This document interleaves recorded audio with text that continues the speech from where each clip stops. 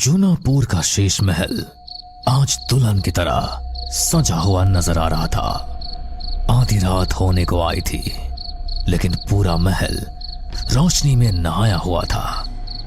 महल में शहनाई गूंज रही थी और हर ओर चहल पहल नजर आ रही थी। महल के बीचों बीच लाल गुलाबों से सजा एक मंडप लगा हुआ था, जहां पर गुलाबी जोड़े में घूंघट के पीछे एक दुल्हन अपने दूल्हे के आने का इंतजार कर रही थी। कुछ ही देर में दूल्हा मंडप तक आया और दूल्हे का हाथ दुल्हन के हाथ पर रखकर पंडित ने मंत्र पढ़ने शुरू कर दिए। एकाएक दूल्हे को एहसास हुआ कि उसके हाथों में तेज जलन हो रही है। वो जलन तेजी से बढ़ती ही जा रही थी और अगले कुछ सेकंड में दूल्हे के मुंह से एक जोरदार चीख निकल पड़ी। विजय प्रताप ने दुल्हन के हाथ को झटककर जब अपने हाथों की ओर देखा तो वो हैरान रह गया। विजय प्रताप के हाथों पर काला धब्बा बन गया था। ऐसा लगता था मानो उसने अंगारा अपनी मुट्ठी में दबा लिया हो। ये क्या मजाक है पंडित जी? ऐसा कैसे हो सकता है? मेरा हाथ जल कैसे गया? दूल्हे की हाथों की ओर देखकर पंडित के माथे पर भी पसीना आ गया। पंडित ने महसूस किया कि घूंघट के उस ओर दुल्हन किसी जंगली जानवर की तरह गुर्रा रही है और उसका शरीर बुरी तरह से कांप रहा है। हैरान होकर विजय प्रताप ने जैसे ही दुल्हन का घूंघट उठाया, सामने का नजारा देखकर सभी ने अपने दांतों तले उंगली दबा ली। राजकुमारी अंबा की आंखें खून की तरह लाल नजर आ रही थी। उसके पूरे माथे पर सिंदूर लगा था और दांत इतने काले दिखाई दे रहे थे मानो उसने कोयला चबा डाला हो। उसका हुलिया इतना भयावह था कि उसकी ओर देख पाना भी संभव नहीं हो पा रहा था। ये कैसा अपशगुन है? हे प्रभु, ये कैसे संभव है? पंडित के इतना कहते ही अंबा ने किसी शैतान की तरह जोर से ठाका लगाया और अपना घूंघट उतारकर दूर फेंक दिया। शादी करेगा, खुशियां मनाओगे तुम लोग। देखते देखते फूलों से सजा महल आग के लपटों से घिर जाता है। शादी में आए मेहमान इधर उधर दौड़ने लगते हैं और अंबा अपने दांत बजाते हुए किसी जानवर की भांति उल्टी होकर अपने हाथ पैरों पर चलने लगती है और विजय प्रताप के चारों ओर चक्कर लगाने लगती है। इससे पहले कि कोई कुछ भी समझ पाता, अंबा बिजली की तेजी से मंडप के नजदीक आती है और हवन कुंड के पास रखा हुआ देसी घी का पूरा बर्तन अपने ऊपर उड़ेलकर हवन कुंड से लकड़ी उठाकर खुद को आग लगा देती है और फिर दौड़ते हुए विजय प्रताप को गले लगा लेती है। सबके लाख कोशिश करने के बाद भी वे अंबा और विजय प्रताप को बचा नहीं सके थे। अगले कुछ घंटों में पूरी हवेली किसी मुर्दा घर की तरह वीरान हो चुकी थी। अगर कुछ सुनाई दे रहा था तो वो बस मृत्यु का शोर था। ये सब उसी के श्राप का परिणाम है। एक के बाद एक तीनों शादियों में यही घटना हुई है। वो कभी इस हवेली में कोई शादी पूरी नहीं होने देगी। आप सबने देखा ना, उसने अंबा का क्या हाल किया था। हम आज ही ये हवेली छोड़कर चले जाएंगे। मनहूस है ये जगह। जीजाबाई के कहने पर पूरा परिवार वो हवेली छोड़कर अपनी पुरानी हवेली में लौट आया था, लेकिन मनहूसियत ने यहां भी उसका पीछा नहीं छोड़ा। राजा टीकाराम के तीनों छोटे भाई विवाह मंडप में एक एक करके मारे गए थे। परिवार में अब सिर्फ उनका बेटा अगम्य और रानी जीजाबाई ही बचे थे। आज के दिन कितनी बार पढ़ चुके हो ये सब, फिर भी क्यों ये रोज रोज लेकर बैठ जाते हो?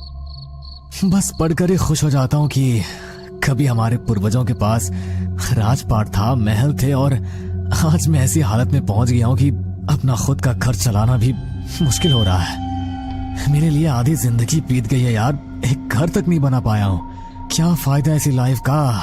इससे तो अच्छा वही लोग थे ना जो बेशक अपनी जवानी में मारे गए, लेकिन राजाओं की तरह जिए तो सही।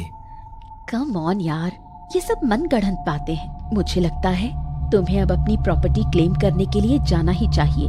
100 साल बीत गए हैं यार, इनफ इज इनफ। तुम नहीं समझोगी आरती, पापा कभी जूनागढ़ लौटने का साहस नहीं कर पाए।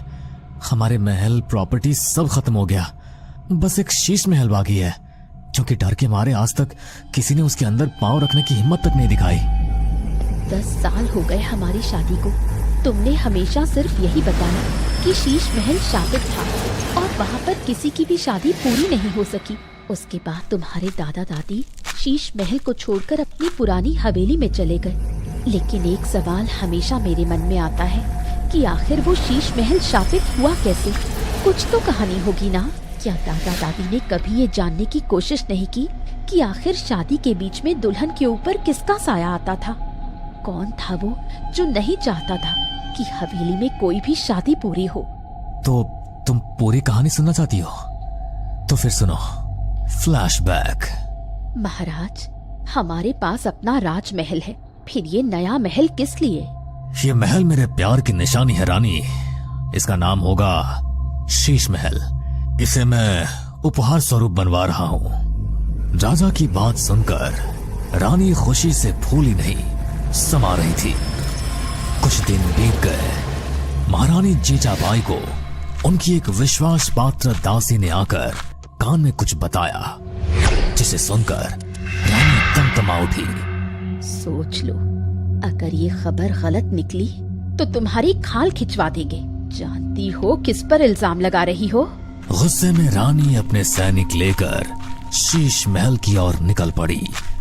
शीश महल फूलों से सजा हुआ था। अंदर से पायल की छम छम सुनाई पड़ रही थी, जिसे सुनकर रानी को यकीन हो गया अंदर कोई स्त्री अवश्य है। रानी ने शयन कक्ष में पहुंचकर अंदर देखा।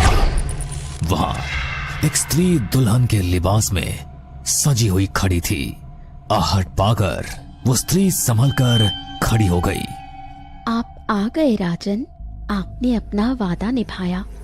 आज हम दोनों एक हो जाएंगे, हमेशा हमेशा के लिए। क्या कहा? मेरे पति के साथ विवाह करेगी तू? तेरा इतना साहस?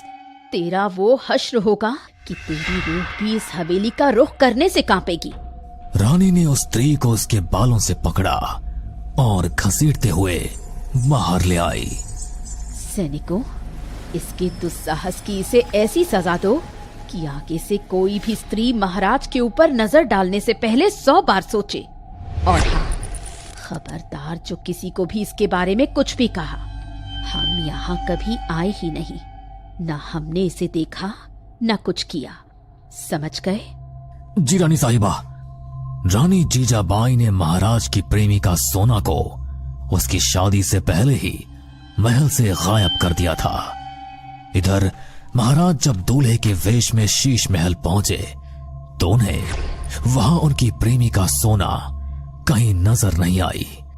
रानी के दबाव में शीश महल की चौकीदारी कर रहे सैनिकों ने महाराज से झूठ कह दिया कि सोना किसी पुरुष के साथ राज्य छोड़कर भाग चुकी है और गहने कीमती सामान अपने साथ ले गई है। महाराज को गहरा सदमा लगा था और इस समय महाराज के टूटे दिल को सहारा दिया रानी जीजाबाई ने। और इस मौके का फायदा उठाकर रानी ने महाराज के साथ अपने संबंध को सुधार लिया। राजा और रानी के जीवनों में सब कुछ सामान्य हो गया था, लेकिन राजा नहीं जानता था कि सोना के साथ रानी जीजाबाई ने आखिर किया क्या था। रानी ने सोना को शीश महल के ही पीछे के कमरे में जिंदा जला दिया था, ताकि उसका नाम इस हवेली से हमेशा हमेशा के लिए गायब हो जाए। जो लड़की दुल्हन बनने के ख्वाब देख रही थी, कुछ ही पलों के बाद उसकी जिंदा चिता जल गई थी। लेकिन सोना कभी शीश महल छोड़कर गई ही नहीं थी। उसकी अतृप्त आत्मा ने महल में कभी कोई शादी पूरी नहीं होने दी। और रानी राजा, उनका क्या हुआ? एक के बाद एक इतनी सारी अशुभ घटनाएं घटने के बाद महाराज ने अपने इकलौते बेटे को पढ़ने के लिए दूर शहर भेज दिया और खुद शीश महल छोड़कर अपने पुराने महल में लौटा है। रानी जीजाबाई को तो यही लगा था कि शायद ऐसा करने से वो अपनी और अपने पति की जान बचाने में सफल हो जाएंगे, क्योंकि सोना की आत्मा शीश महल में कैद थी। लेकिन जब से वे लोग शीश महल छोड़कर आए थे, रानी जीजाबाई कुछ बदली बदली सी नजर आने लगी थी। महाराज, आज मैंने सोचा कि आप बैठकर मेरा नृत्य देखें और मैं अपने हाथों से आपको जाम पिलाऊं। पिएंगे ना? कहीं भूल तो नहीं गए अपना अतीत? महाराज ने चौंक कर रानी की आंखों में देखा। उसकी आंखों में मानो गर्म अंगारे सुलग रहे थे। चेहरा सफेद पड़ गया था और होंठ नीले दिखाई दे रहे थे। रानी की ऐसी हालत देखकर राजा घबराकर 2 कदम पीछे हट जाते हैं। कौन हो तुम? तुम जीजाबाई नहीं हो सकते। जीजाबाई को तो शराब के स्पर्श से भी घृणा है। इतनी जल्दी भूल गए महाराज? क्या ये कैसी भाषा में बात कर रही हो? महारानी, ये तुम ही हो? क्या हुआ? आप चीखे क्यों? कुछ हुआ है क्या? नहीं, कुछ भी नहीं। रात घिर आई थी। महाराज अपनी रानी के साथ अपने कमरे में सोए हुए थे। देर रात उन्हें कुछ अजीब व गरीब फुसफुसाहटें सुनाई पड़ी, जिसे सुनकर वो चौंक कर उठ बैठे। लेकिन उन्होंने जो देखा, उसे देखकर उनका कलेजा मुंह को आ गया। महारानी जीजाबाई दीवार से टेक लेकर जमीन में बैठी हुई थी और उनके कपड़े और बाल बुरी तरह से अव्यवस्थित नजर आ रहे थे। उनके हाथ में कैंची थी, जिससे वो अपनी उंगलियां काट काट कर फेंक रही थी और अजीब सी आवाज में कुछ बड़बड़ा रही थी। पूरा कमरा खून से लथपथ नजर आ रहा था। रानी के कपड़े और चेहरा भी खून में भीगा हुआ था। बीच बीच में वो डरावनी आवाज में रोती और फिर से कैंची से अपनी उंगली काट डालती। ये क्या कर रही हो? अरे हुआ क्या है तुम्हें? बस इतने से डर गए? तुम कल्पना भी नहीं कर सकते तेरी रानी के साथ मैं और क्या क्या करने वाली हूँ। बहुत प्रेम है ना इससे तुझे?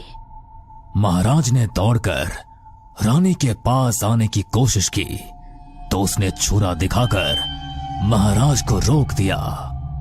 यहाँ आया तो इसका खेल खत्म। रानी ने कैंची से महाराज के सामने अपने सारे बाल कुतर डाले थे और फिर चाकू लेकर वो अपनी गर्दन को धीरे धीरे रेतने लगी।